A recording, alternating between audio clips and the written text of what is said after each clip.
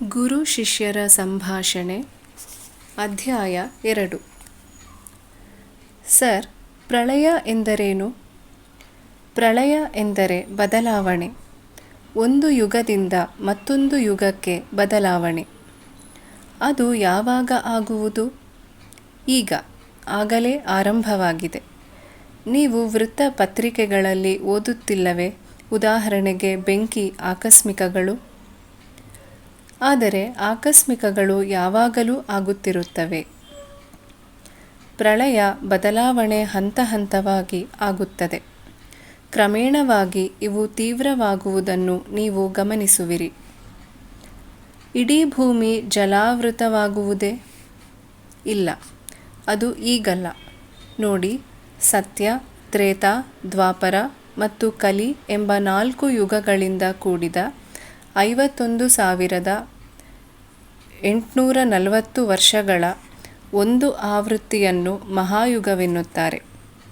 ಒಂದು ಆವೃತ್ತಿಯಿಂದ ಮತ್ತೊಂದು ಆವೃತ್ತಿಗೆ ಪ್ರಳಯವಾಗುವಾಗ ಜೀವಿಗಳ ಸರ್ವನಾಶವಾಗುವುದಿಲ್ಲ. 71 ಮಹಾಯುಗಗಳು ಸೇರಿ ಒಂದು ಮನ್ವಂತರವಾಗುತ್ತದೆ. ಒಂದು ಮನ್ವಂತರದ ಕೊನೆಯಲ್ಲಿ ಉಂಟಾಗುವ ಪ್ರಳಯದಲ್ಲಿ ಸರ್ವನಾಶವಾಗುತ್ತದೆ. ನಂತರ ಸಾವಿರಾರು ವರ್ಷಗಳವರೆಗೆ ಯಾವುದೇ ಜೈವಿಕ ಚಟುವಟಿಕೆಗಳಿರುವುದಿಲ್ಲ. ನಂತರ ಪುನಃ ಅಮೀಬಾದಿಂದ ಆರಂಭವಾಗುತ್ತದೆ. ಹಿಂದೆಂದಾದರೂ ಹೀಗಾಗಿತ್ತೇ? ಹೌದು, ಅನೇಕ ಬಾರಿ. ಈಗಿನ ವಿಜ್ಞಾನ, ತಂತ್ರಜ್ಞಾನ, ಕಲೆ, ನಾಗರಿಕತೆ ಮುಂತಾದವುಗಳ ಗತಿಯೇನು? ಅವೆಲ್ಲವೂ ನಾಶವಾಗಿ ಮತ್ತೆ ಆರಂಭವಾಗುತ್ತವೆ. ಅವೆಲ್ಲ ಪುನರಾವರ್ತನೆಗೊಳ್ಳುತ್ತವೆ. ಆದರೆ ಇವುಗಳನ್ನು ಪುಷ್ಟೀಕರಿಸಲು ಯಾವುದೇ ದಾಖಲೆಯಾಗಲಿ ಇತಿಹಾಸವಾಗಲಿ ಇಲ್ಲವಲ್ಲ. ನಮ್ಮಲ್ಲಿ ಇತಿಹಾಸವಿಲ್ಲದಿದ್ದರೂ ಪುರಾಣಗಳಿವೆ.